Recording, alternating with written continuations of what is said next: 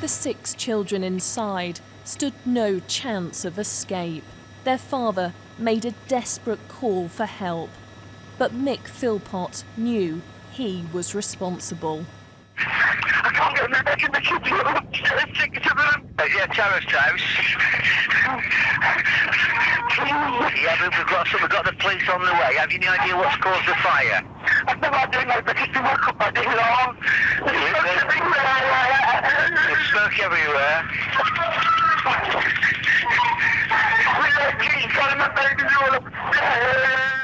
The children were asleep. John, who was 9, Jaden, who was 5, Jade, aged 10, 6-year-old Jessie and Jack, who was 8, were overcome by smoke. 13-year-old Dwayne died in hospital. Philpott and their mother Mairead left it to neighbours to attempt to rescue. Brothers Jamie and Darren Butler rushed to the scene. I had police officers saying, you know, come out, come out. I was like, no, there's 6 kids in here. But then I could hear my brother saying, look, please be careful, please be careful. And you could hear the worry in his voice. It was like a tornado in a fire. I've got to be honest, I expected more flames, but it was more smoke than flames. Yeah. You know? But the heat was hot. It was hot. Once my brother knew that emergency services was there, he stopped, his efforts stopped then. But his hope was still there, like mine was, until we seen the children come out. And all hope was gone. He was gone. Mosley, yeah. So that was it.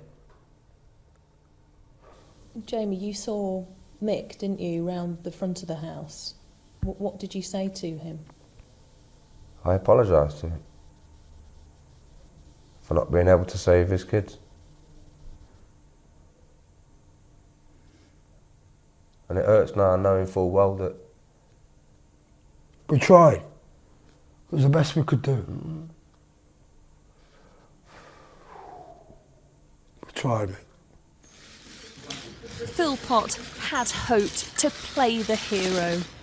The couple surprised police by calling a news conference. In public, they were simply grieving parents.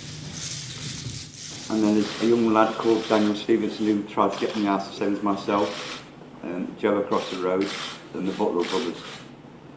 And of course there's the 4 firemen, the police, the ambulances, the doctors, the nurses, literally everybody who tried to help save our children, they couldn't.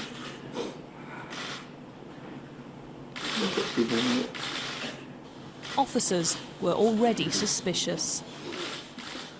What I saw there was a guy who was sat there pretending to cry, and I've described it as a bit of a sham of a performance.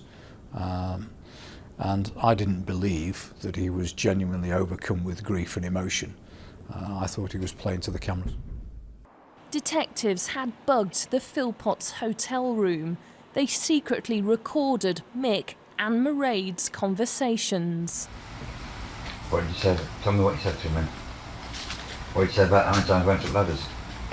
I lost count how many times I went up the ladders. What did you say about me trying to get in? You tried everything you could to get in. Like I said to him, I wanted to run through the flames, up the stairs. Did you cry when you were saying it? How bad? Not really, really bad, but I did cry. That's hysterical. Their relationship had long been under scrutiny. As a father to 17, Mick was notorious. He appeared on the Jeremy Kyle show. Is it not true that on alternate nights, wife number 1 comes to spend the night in the caravan, and then the next night, wife number 2 comes to spend the night? Oh yes, great lifestyle. Yeah. It was an unconventional setup here. Mick lived with his wife Mairead and their 6 children, and his mistress Lisa and her 5 children, 4 of whom are Mick's. Now when Lisa upped and left without warning, Mick was furious. On the morning of the fire, they were due to have a custody hearing. The prosecution said Mick wanted to frame Lisa for the blaze and get his children back.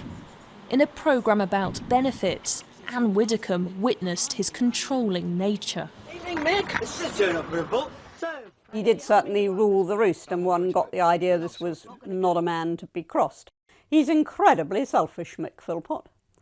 He thinks the world revolves around him, and he found two women who went along with that.